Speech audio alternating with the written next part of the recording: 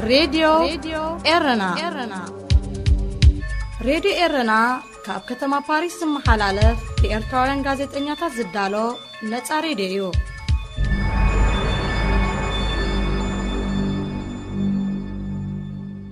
سلام كوبرا سمعتي لومي سولوس عسران حموشن تقمتي كلتشعن عسران كلتنيو مكتالكم بخبرين عدمنا أرسا زينا كنقدم وكالت منغستي إثيوبيان تግራይን መጀመሪያ እዋኖም ቀጥታው ዘተ ሰላም የካይዱለው ቀርና አፍሪካ ልዕሊ ፍርቅ ናይቲ ኣስታት 140 ሚሊዮን ዝግመት ህዝቢ ኣገልግሎት ኤሌክትሪሲቲ የብሉን ኣብ ሱዳን ዞባ ብሉ ናይል ኣብ ዝተወልዐ ናይ ቀቢላ ግጭት ናይ ዝተቐትሉ ብዙሕ ሰባት ልዕሊ 220 በፂሑ هذه إذاعة إرنا زينب زرزر وكالت منغستي إثيوبيان تግራይን ኣብ ሕዳር 2020 ኩናት ካብ ጅምር ኣብዚ ክልተ ዓመታት ንመጀመርያ እዋኖም ቀጥታው ዘተ ሰላም የካይዱለው እዚ መንጎኝነት ሕብረት ኣፍሪካ ኣብ ደቡብ ኣፍሪካ ዝካየድ ዘሎ ቀጥታዊ ዘተ ሰላም ተጻብኦታት ብምውጋድ ኩናት ሰሜን ኢትዮጵያ ፖለቲካዊ መፍትሒ ንምንዳይ ናብ ዝሕግዝ መድረኽ ከሰጋግር ትጽቢት ተነቢርሉሎ ሕብረት ኣፍሪካ ከም ሸምገልቲ ዝረቕሖም ፕሬዝደንት ናይጄሪያ ነበር ኦሉሴጉን ኦባሳንጆ ፕሬዝደንት ኬንያ ነበር ኡሁሩ ኬንያታን ምክትል ፕሬዝደንት ደቡብ ኣፍሪካ ዝነበረት በምሌዚ ምላምቦ ንጉካን ኣብቲ ትማል ሶኒ 24 ጥቅምቲ ኣብ ፕሪቶሪያ ዝፈለመ ቀጥታው ዘተ ወከልቲ መንግስቲ ኢትዮጵያን ትግራይን ብዝለዓለ ይዋስኡ ከም ዘለው መርባ ዜና ሓቢረን ኣብ ትግራይ ኣብ ዝካየድ ዘሎ ኩናት ሓያሎ ወሰንቲ ከተማታት ከም ዝተቆጻጸረ ዘረጋገጸ መንግስቲ ኢትዮጵያ ኣብ ዘተ ዘለዎ እምነት ገሊጽሎ ነስታት ክልተ ዋርሕ ኣብ ዝቐጸለ ኩናት ብሰራዊት ኤርትራ ዝድገፍ መንግስቲ ኢትዮጵያ ንከተማታት ሽረ ኣኽሱም ዓድዋን ኣላማጣን ከም ዝተቆጻጸረ ዘተፈላለዩ ምንጭታት ይሕብሩ ሓይልታት ትግራይ ብወገኖም ኣብዚ ኣብ ደቡብ ኣፍሪካ ዝካየድ ዘሎ ዘተ ይሳተፉ ምህላዎም ካብ ምሕባር ሓሊፎም ብዛዕባ ዝርዝራት ኩናትን ካልእ ምዕባለታትን ኣይገለጹን መንግስቲ ኢትዮጵያ መፍታሕ ዕጥቂ ሓይልታት ትግራይ ከም ቀዳማይ ቅድመ ኩነት ከቕርቦ ከም ዝኽእል ዝተፈላለዩ ወገናት ይምቱ ሓይልታት ትግራይ ብወገኖም ምስሓብ ሰራዊት ኤርትራ ካብ ትግራይን ምምላሰቲ ቅድሚ ምጅማር ኩናት ኣብ ትሕቲ ክልላዊ መንግስቲ ትግራይ ዝነበረ ከም ወልቃይት ዝኣመሰለ ከባቢታትን ከም ቅድመ ኩነት ከቕርቦ ከም ዝኽእል እዩ ዝንገር ኩናት ሰሜን ኢትዮጵያ ብዘተ ክፍታሕ ጸቕጢ ትገብር ዘላ ኣሜሪካ በዚ ኣብ ደቡብ ኣፍሪካ ዝካየድ ዘሎ ቀዳማይ ተበግሶ ሓጎሳ ገሊጻላ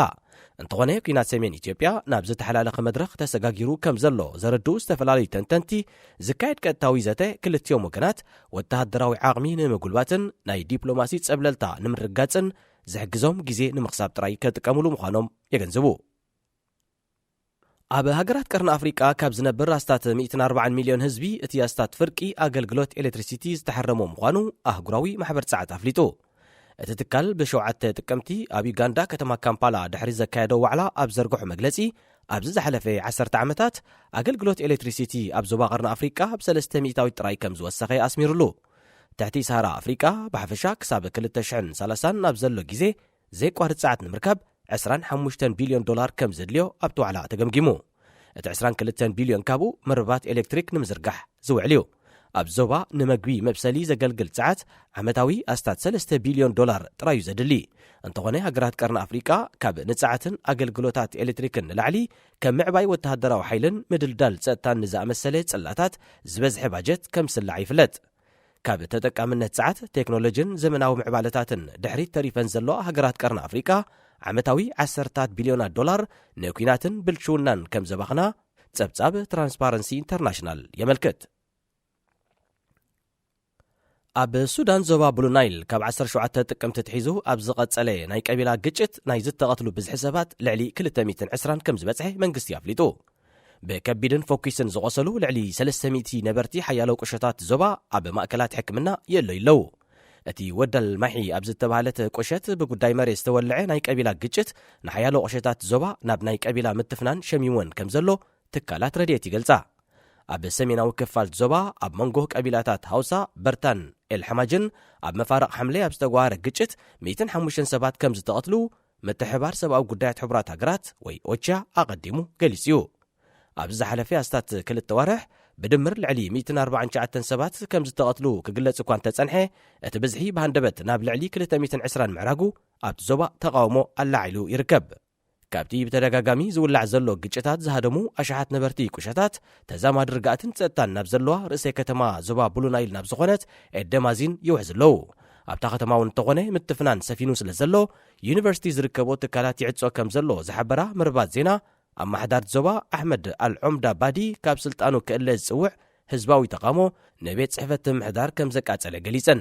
መንግስቲ ሱዳን ምስቲ ግጭት ብዝተተሓዘ ንኣዛዚ ሰራዊት ዞባ ዝነበረ ሜጀር ጀነራል ራምዛ ባባከር ካብ መዝነቱ ብምእላይ ብሜጀር ጀነራል ራባይ ዓብደላ ኣደም ከም ዝተኮ ኣፈኛ ሰራዊት ኮሎኔል ናቢል ዓብደላ ኣፍሊጡ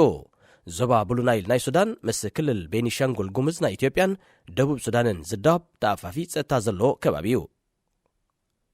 ክቡራት ሰማዕቲ ዜና ተዛዚሙሎ